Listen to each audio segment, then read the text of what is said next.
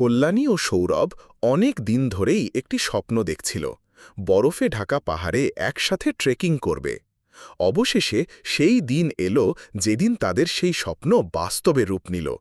তারা পাড়ি জমালেন হিমালয়ের এক দুর্গম শৃঙ্গ অভিযানে, একদল পর্বত আরোহীদের সাথে। প্রচণ্ড ঠান্ডা, বরফে ঢাকা পথ আর অক্সিজেনের অভাব সবকিছু সত্ত্বেও তাদের মুখে ছিল অদ্ভুত উচ্ছ্বাস। কল্যাণী পরেছিল উজ্জ্বল কমলা জ্যাকেট, আর সৌরভ নীল রঙের পুরো জ্যাকেট পরে হাতে একটি ট্রেকিং স্টিক ধরে সামনে এগিয়ে যাচ্ছিল বাকি সহযাত্রীদের সাথে।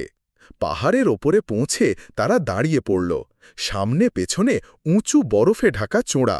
তারা একে অপরের দিকে তাকিয়ে হেসে উঠল। সৌরভ বলল, দেখো কল্যাণী, আমরা পেরেছি।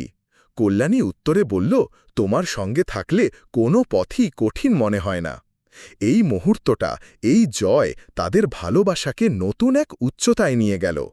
এটা শুধুমাত্র একটি শৃঙ্গ জয় নয়, এটা তাদের সাহস, বন্ধন আর একসাথে স্বপ্ন পূরণের নিদর্শন।